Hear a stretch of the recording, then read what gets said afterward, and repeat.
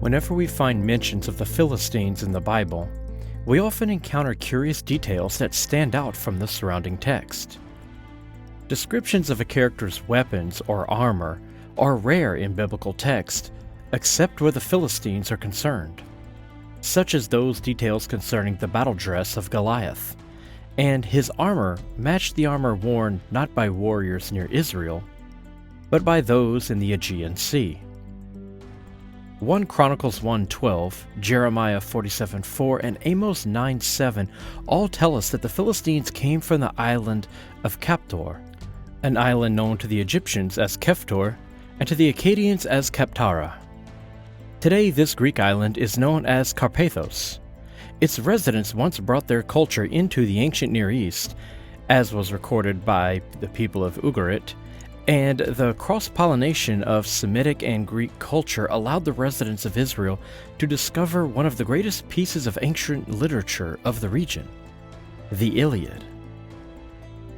Many of the scenes and details from Homer's epic would eventually creep into the biblical text, such as Goliath wearing armor described as belonging to Achilles, and Shamgar the judge slaying men with an ox goad in the book of Judges, just as Lycurgus is said to have done in the Iliad. I'm your host Jason, and you're listening to Dragons and Genesis.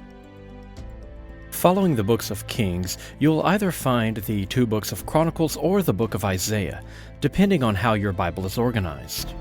If you're reading a Christian Old Testament, then Chronicles will likely follow Kings. If you're reading from the Jewish Tanakh, then you'll probably find Isaiah. Rather than leave Chronicles for the end of our study of the Old Testament, we'll cover it now. Why? Because Chronicles covers much of the same material we recently studied in the episodes concerning the books of Kings. So while that information is still fresh in your minds, we'll examine Chronicles to see how it compares to its source material. We don't know who authored Chronicles, or if it was a single person or a small group of writers, but for the purpose of our study, we'll imagine a single author whom we shall call the chronicler. Chronicles was originally a single text, but has since been divided into a first and second book. Some scholars argue that the 2 books which follow it, Ezra and Nehemiah, were also part of this text. If that's the case, then Chronicles was divided into 4 books instead of 2. But since that doesn't matter for our discussion of the books of Chronicles, we'll table that discussion for now. For this account, our anonymous chronicler drew upon the books from Genesis through Kings as source material, adding, removing, or modifying details as needed to suit his views. Though he includes information from the earlier portions of the Hebrew Bible, he doesn't go into much detail when covering those sections of the narrative, choosing instead to focus his attention on the books of Samuel and Kings. Despite using sources that include information concerning both Israel and Judah, he shows his clear preference for the southern kingdom by ignoring the northern tribes of Israel once they separate from Judah during the time of Jeroboam. Because of this, the legendary accounts of the prophets Elijah and Elisha are absent from his revisionary history. Another source referenced by the chronicler is one we've seen before, the books of the kings of Israel and Judah, though he refers to this as a single book, whereas the author of 1st and 2nd Kings tells us that these are 2 separate sources, one for the northern kingdom and one for the southern. So what we may be seeing here is the chronicler misunderstanding what he read in the books of Kings, believing the 2 separate kings lists to be a single volume and referencing it as such. If that's the case, then he didn't use that as a source, but only claimed it as such, possibly to disguise his own inventions which are scattered throughout the text. Just as the Deuteronomic historian had rewritten history to imagine the Deuteronomic law code had been in place since the time of Moses, and the priestly writer had imagined that the new priestly code had also been in effect since that same time period, so too does the chronicler rewrite those imagined histories to include recent innovations concerning religious life. In doing so, he reveals his identity as a Levitical priest as he inserts them into scenes where they didn't originally appear. But he didn't just retroject religious ideas into the distant past. He also attempts to harmonize contradictions found in the source material. When embarrassing or shameful events transpire, he alters or omits them from the narrative. He also creates additional miraculous scenes to glorify God as the Savior of Judah.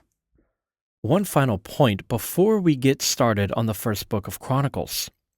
As Chronicles is attempting to replace the Deuteronomic history with a newer version, and we still have the source material, we know two things. First, the biblical authors had no issues with rewriting sacred text, inventing new scenes and omitting others in order to suit their views. Second, temple priests felt free to alter and invent new versions of their national history to support contemporary theology, just as the Deuteronomic history before it had done.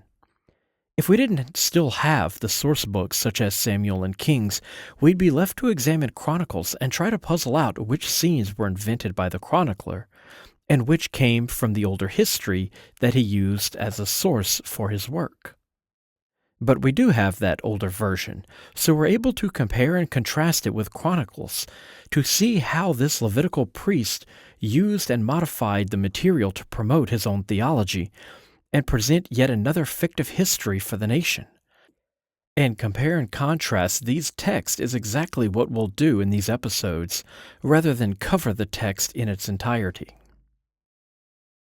One characteristic of priestly writings is their obsession with lists, especially genealogies.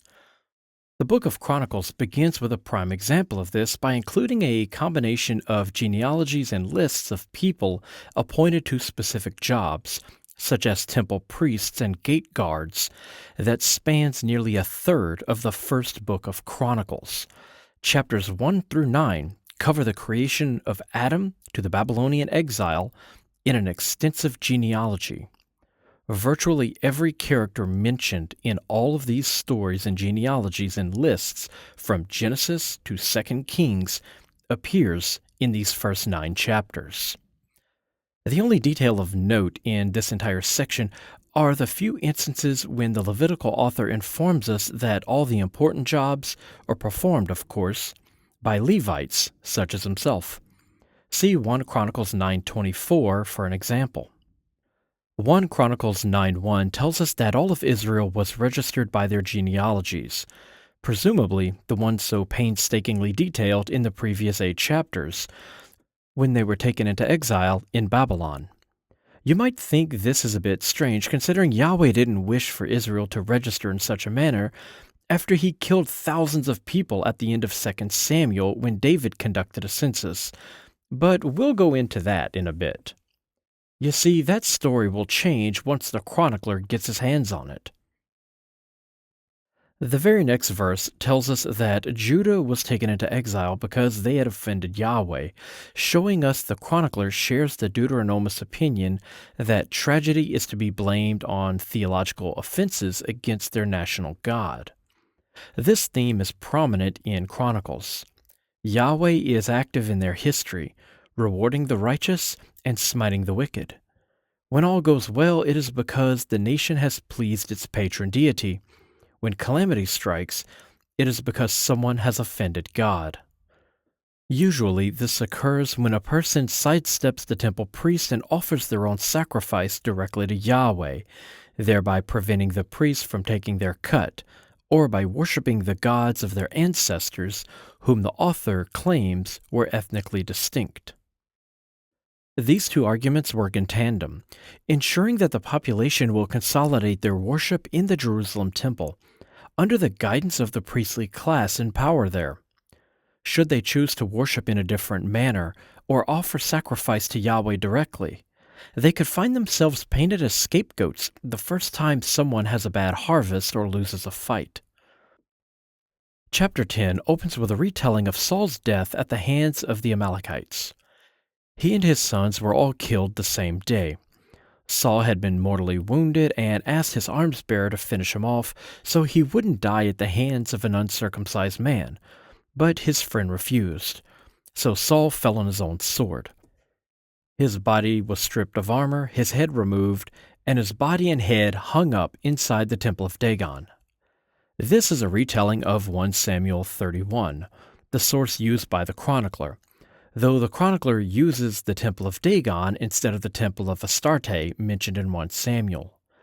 Of course, this scene, like much of the books of Samuel, was borrowed from the works of Homer. Now Hector, when he had stripped from Patroclus his glorious armor, sought to hale him away that he might cut the head off from his shoulders with the sharp bronze, and drag off the corpse, and give it to the dogs of Troy. This scene was also used for David's desecration of the body of Goliath. But this version doesn't match the scene from 2 Samuel 1, where an Amalekite found Saul mortally wounded but still breathing, and the Israelite king asked the Amalekite to finish the job. So the Amalekite killed Saul and then brought his crown and armbands to David, passing the mantle of kingship to the younger warrior.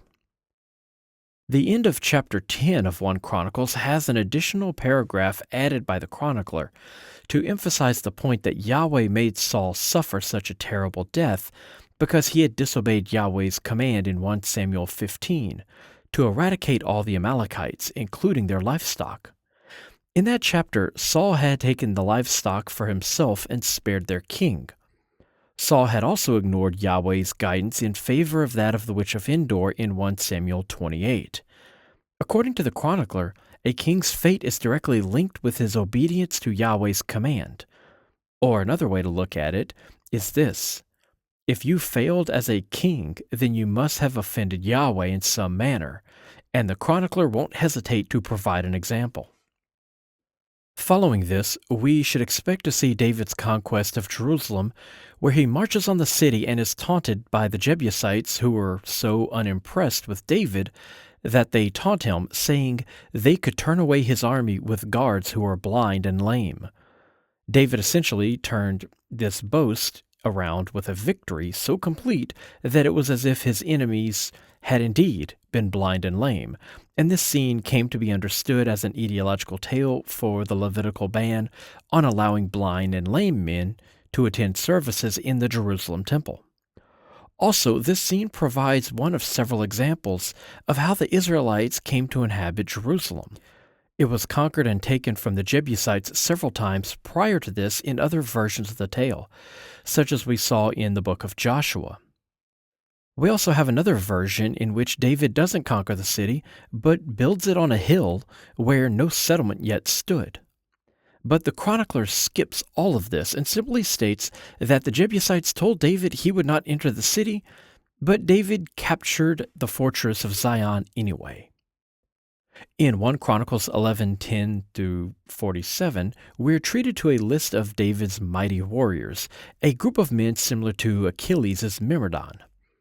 These were the chiefs of David's warriors, each commanding a group of men in battle. The first is Jashobeam, who killed 300 men with his spear in a single encounter, though 2 Samuel 23 tells us he killed 800 men. His name means captivity of the people, likely an allusion to the Babylonian captivity. Though this is only one variant of his name, as he also appears as Josheb-Basshebeth in the source material of 2 Samuel 23:8, which means he who sits not the seat, though in older manuscripts the name is Ishbosheth, meaning man of shame, which was a replacement for the original name of Ishbal, meaning man of Baal. Another difference we find in this section concerns Benaiah, another of David's champions. It's copied nearly verbatim from 2 Samuel 23, as with the rest of this section, but when we read the sentence regarding his battle with a mighty Egyptian warrior, we see the chronicler adding to the text. In 2 Samuel 23:21, we read, "And he struck down a huge Egyptian. Although the Egyptian had a spear in his hand, Benaiah went against him with a club. He snatched the spear from the Egyptian's hand and killed him with his own spear." But in 1 Chronicles 11:23, he states, "And he struck down an Egyptian who was 5 cubits tall, or 7.5 feet, meaning this man was another giant killer." The chronicler also adds another strange detail, stating that the Egyptian had a spear like a weaver's rod. We saw this description in 1 Samuel 17:7 when it was used to describe Goliath's spear. What exactly is the author trying to convey? The components of a loom had no fixed size, as they were constructed to weave cloth in a variety of widths. So, like a weaver's bar, could be meant to describe the size, but that wouldn't convey much to the reader. It might be as long as a forearm, or twice the height of the average man, or anywhere in between. But that's because the author wasn't attempting to illustrate size, but describe a weapon with which he wasn't familiar, and no words in Hebrew yet existed. An Aegean javelin called a throwing loop. These long javelins had a loop of cord, usually leather, secured around the shaft. Before throwing, the warrior would wind the cord around the shaft in a tight spiral and then stick 2 fingers through the end of the loop. He would then grip the spear and hurl it forward. As he threw, his fingers would pull on the loop, causing it to unwind, which would twist the spear and cause it to fly in a tight spiral, like a football. This provided stability and improved accuracy. But the loop of cord wrapped tightly around the spear was unknown to the Hebrew authors, so they imagined Homer was making some allusion to a part of a weaving loom. So a description which fits well in the Iliad was copied clumsily into the Bible in such a way as to make no sense at all. 1 Chronicles 13, verses 1 to 14, retells the story of David's bringing of the Ark of the Covenant up from Abinadab's house and the tragedy of Uzzah as told in 2 Samuel 6, 1 through 11. In that story, David is attempting to bring the ark to Jerusalem, and along the way, the ark nearly topples from the cart, and a man named Uzzah reaches out to steady the magic box to prevent it from falling to the ground. Yahweh grew angry with his touching of the ark and killed the man instantly. This was set as an etiological tale to explain the name of a place called Perez Uzzah. The chronicler adds a grand summons to the beginning of the scene in which David summons people from all across Israel to accompany the ark, and states to the assembly that they should consider inviting the priests and Levites as well, a specific inclusion of the author's own people. But apparently the Levites didn't get the invitation, because we learn in 1 Chronicles 15:13 that their absence is what led Yahweh to smite Uzzah. Had the chronicler's own people been around, tragedy might have been avoided. This message serves 2 purposes. First, it establishes the importance of the Levitical priesthood. Second, it demonstrates that Yahweh's wrath isn't as terrible and arbitrary as it seems in the 2 Samuel version. After this disaster, David allows the ark to remain on the threshing floor of a Philistine farmer named Obed-Edom for 3 months, once again linking Yahweh with the grain harvest. Then the ark is finally carried up to Jerusalem, and this time David commands in 1 Chronicles 15:2 that no one except for the Levites are allowed to carry the ark. Before we move on, we need to talk about this Obed-Edom, the Philistine who held the ark of Yahweh in his home for 3 months. Why would Yahweh allow him, a Philistine, to house the ark after killing Uzzah for merely touching it? 1 Chronicles 15:21 and 16:5 lists him as one of the Levite singers or musicians, and 1 Chronicles 15:18 tells us he had become a temple gatekeeper. How can this be? How can he be a Levite, one of the tribes of Israel, when he's a Philistine? 1 Chronicles 13:13 tells us he's a Gittite, a Philistine from the town of Gath, the hometown of Goliath. As we saw in Joshua and Judges, Levites weren't a separate clan, but a priestly class scattered throughout the region. It wasn't until their status of priest was revoked and they were demoted to peripheral temple duties that they were gathered together and rebranded as a separate tribe who had drawn the lucky straw and been made exempt from such undesirable tasks like battle and being honored with the title of priestly assistants. Here in 1 Chronicles, we find that the Levites didn't even have to be Israelites at all. Even Philistines could be Levitical priests. And his name, Obed-Edom, meant servant or worshiper of Edom, the mythical first man Adam of the Edomites, whom the Israelites borrowed for their Garden of Eden creation account, the man called Adam, made from the red earth. The chronicler then adds a list of all the Levites involved in the celebration and the tasks to which David appointed them. We also see their ceremonial roles as musicians and singers, and in chapter 16 of 1 Chronicles, we're even treated to a song from the Levitical band, which comes from Psalms 105, verses 1 to 15, Psalm 96, 1 to 13, and Psalm 106, 1 and 47 to 48. Not wanting to embarrass Judah's first dynastic king, the chronicler omits the story from 2 Samuel 6, 19 to 23, when David enjoys the Levitical celebrations a bit too much and dances naked before the Ark of the Covenant, and is subsequently chastised by his wife Michal for his lewd behavior. But that isn't all that the chronicler excises from the story. In 2 Samuel 8, we're treated to a list of David's military victories. Verses 2 to 3 tell of his victory over the Moabites and how they became his subjects and paid tribute to him, and it's repeated in 1 Chronicles 18:2, where we read, David also defeated the Moabites, and they became subject to him and brought him tribute. But the chronicler omitted a phrase from the source material. The full text from 1 Samuel reads, David also defeated the Moabites. He made them lie down on the ground and measured them off with a length of cord. Every 2 lengths of them were put to death, and the 3rd length was allowed to live. So the Moabites became subject to David and brought him tribute. I suppose murdering prisoners of war was distasteful in the chronicler's time, but an acceptable show of strength in the eyes of the Deuteronomist. Just as David's cruelty is conspicuously omitted, so too is his mercy toward Saul's crippled son, Mephibosheth, also called Meribal, from 2 Samuel 9.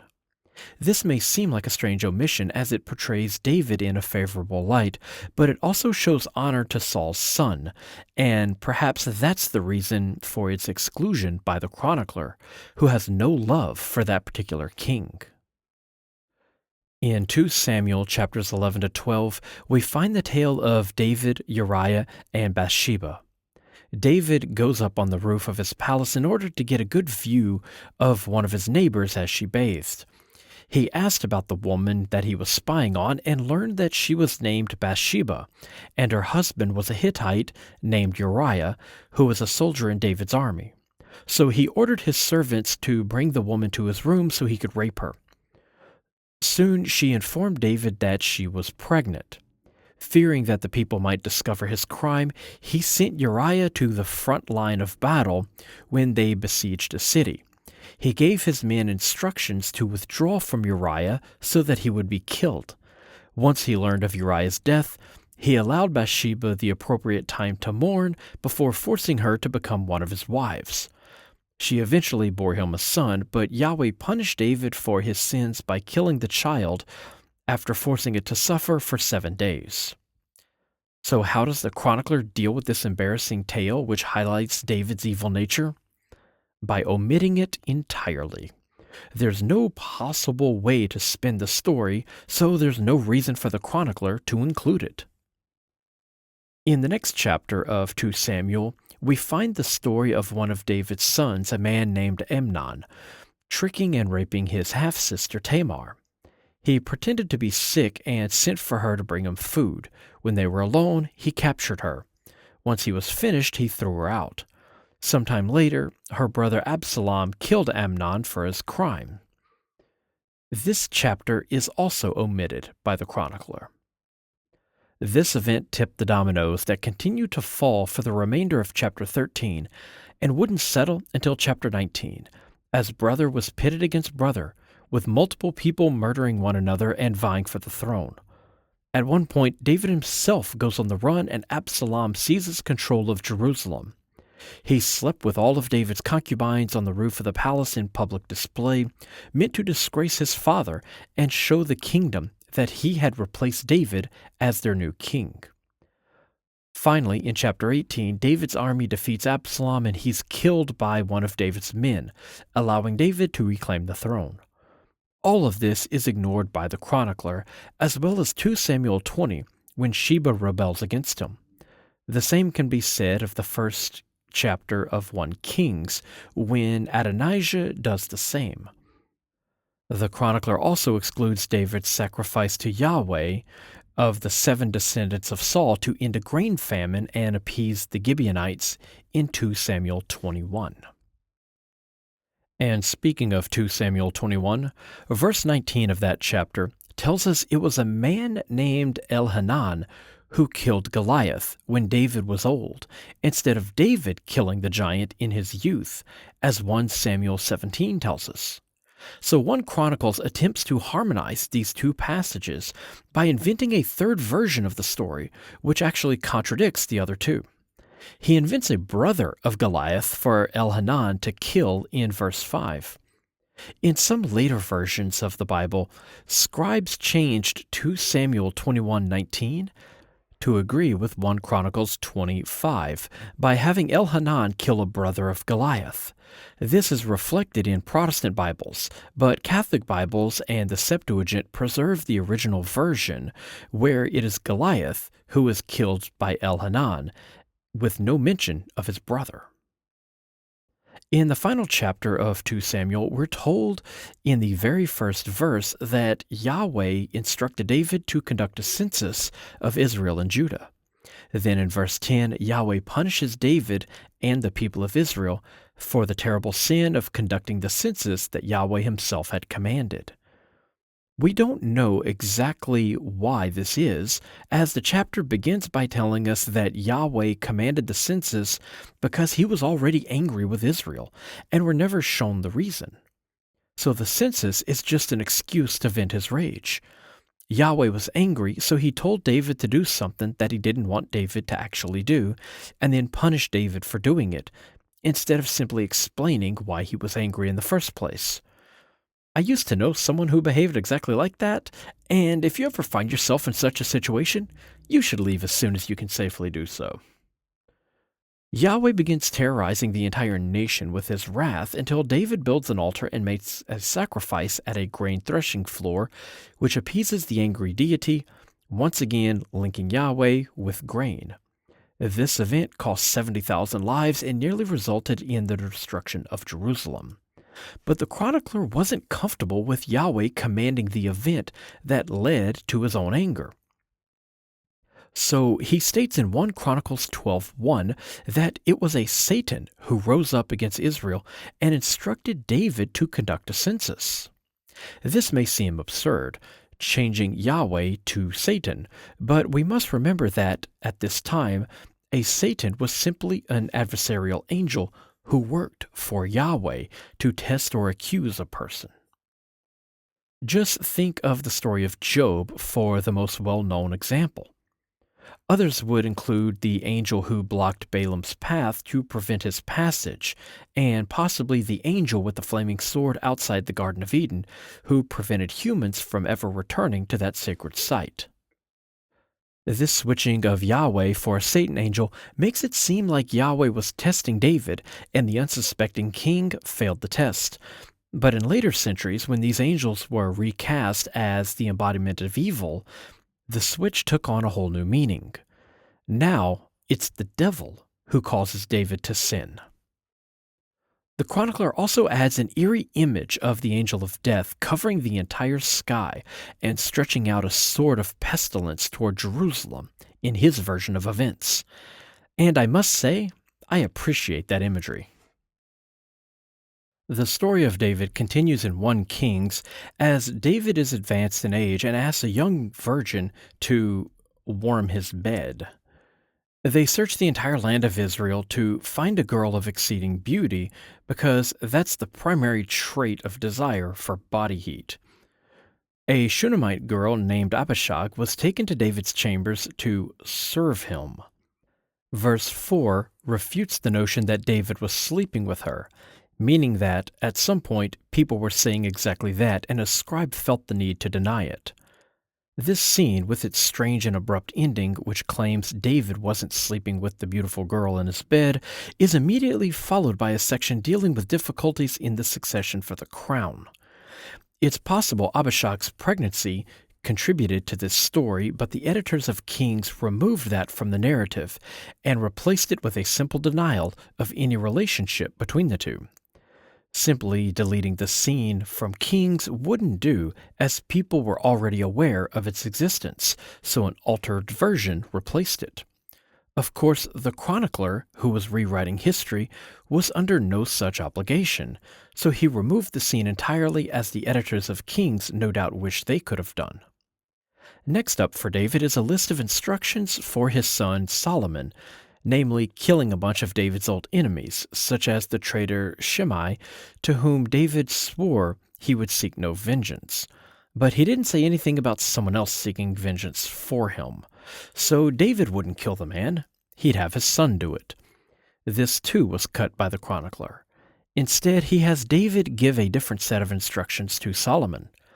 Chapters 22 to 28 of 1 Chronicles are David's instructions for constructing the Jerusalem temple, complete with how one should divide the labor among the priests, who should become musicians and gatekeepers, the division of the army, and so on. Every detail in these chapters portrays the Levitical origins of this section of the text. These are priestly duties and details only relevant to those individuals. In this tedious section, we find a couple of details of note.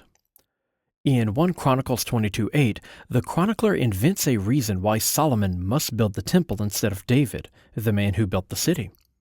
In 2 Samuel, David wished to build the temple since he was in the process of constructing an entire city, but Yahweh told him that there would be plenty of time for the temple construction in later generations.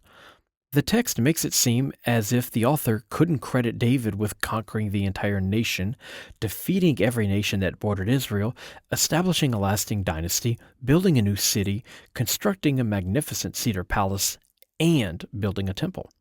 So the last task would be reserved so that Solomon would have something to do with his time. But in 1 Chronicles 17, we have a new version of events. David says, "Here I am living in a house of cedar, while the ark of the covenant of Yahweh rests inside a tent." We're told that David's role was war and bloodshed. He was taken by Yahweh from the pasture to rule over all of Yahweh's people. Shedding so much blood for Yahweh prohibited him from building Yahweh's house. This firmly separates priests from soldiers. In earlier episodes, we saw that the Levites were excluded from the army. This is their way of saying, all of that dangerous work is for someone else. The second detail of note comes in the very next verse, as it gives an etiological tale for Solomon's name, claiming that it means man of peace, while in actuality it's a theophoric name, meaning man of Shalman, the Jerusalemite god of the setting sun, who was brother to Shehar, the winged goddess of the dawn.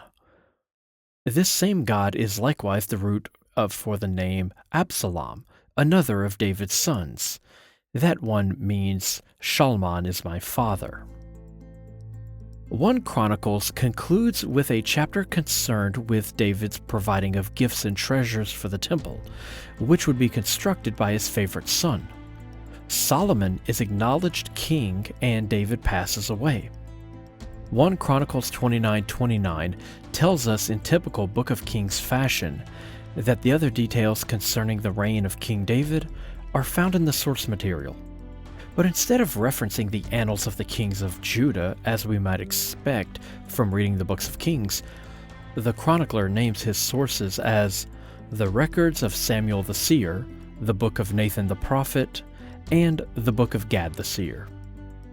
We can of course assume that the records of Samuel the seer are the books that we know as 1st and 2nd Samuel.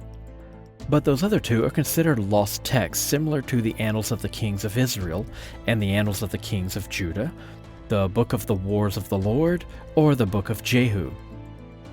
The book of Nathan the prophet is mentioned later by the chronicler in 2 Chronicles 9:29. The book of Gad the seer is likewise lost.